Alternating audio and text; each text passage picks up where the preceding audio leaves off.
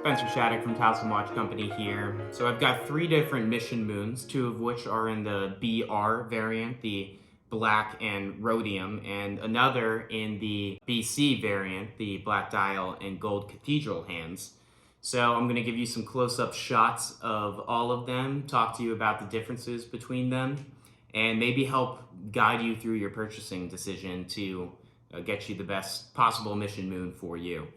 And, also the fact that we offer so many different variations of this Series 2 MM250 does speak to a larger era and movement that Towson Watch Company is going through right now of modernizing the collections and shifting away from the old guard, taking what they created over the past 25 years and modernizing those offerings. So that's why we've got so many different variations of the Mission Moon. We're not branding each one individually as in, oh, the Panda here or the Snow Leopard edition right here. No, we reference the names based on what the dial color is and then the hand set for it.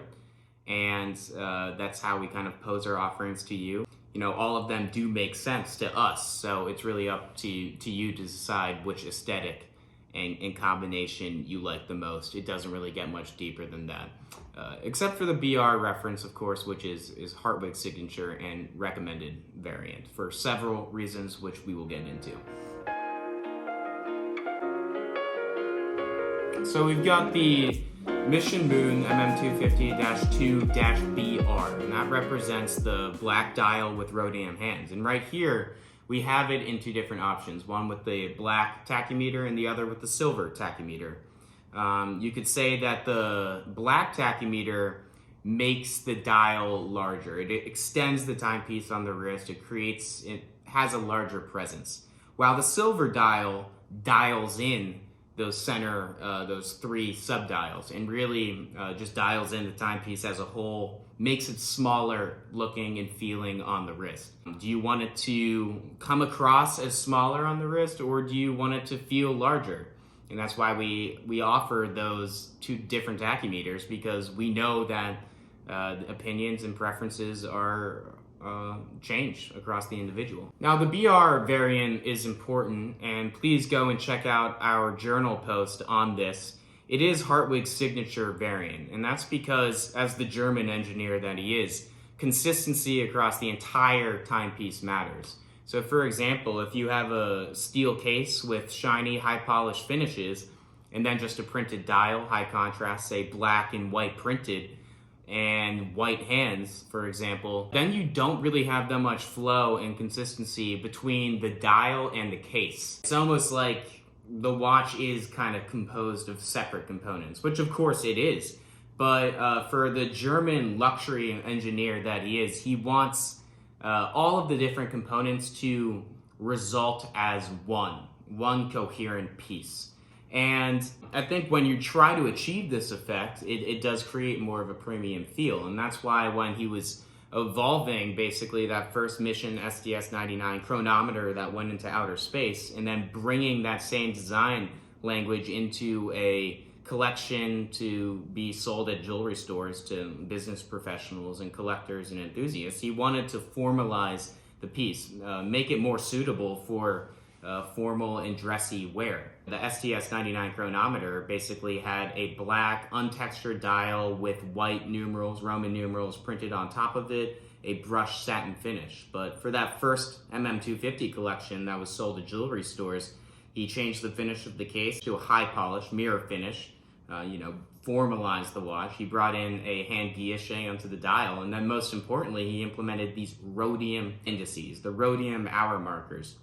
And those were applied on top of the dial, so it was not just part of the single plate, but it was applied on top, adding a bit more intricacy, a bit more detail, but most importantly, just more shine. That's why the rhodium hands, the BR variant, is kind of Hartwig's signature variant, because it's not just about the dial itself aligning with the shines and the finishes of the case, but of course the hands, probably the most dramatic element of the actual dial, should show some consistency according to Hartwig and most German engineers with the case. And that's why the rhodium hands are basically the starter variant for our Mission Moon, and all of the other variants offered today came after that.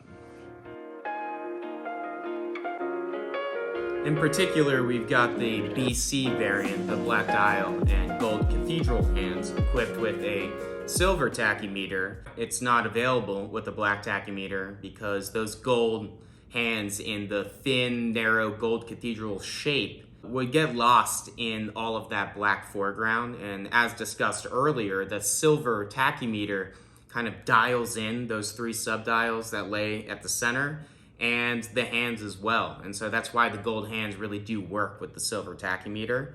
But we offered it really to enhance readability and add a bit of a traditional classic element to the Mission Moon line.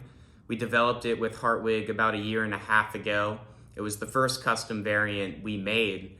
And I mean, it's been very popular. There's no doubt about it. Some people, I would say, did have trouble seeing those rhodium hands on that black guilloche dial with all of those complications. I mean, they needed more readability.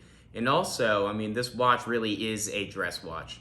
It's an amazing tool watch, there's no doubt about it. We now live in an era where tool watches can function as dress watches.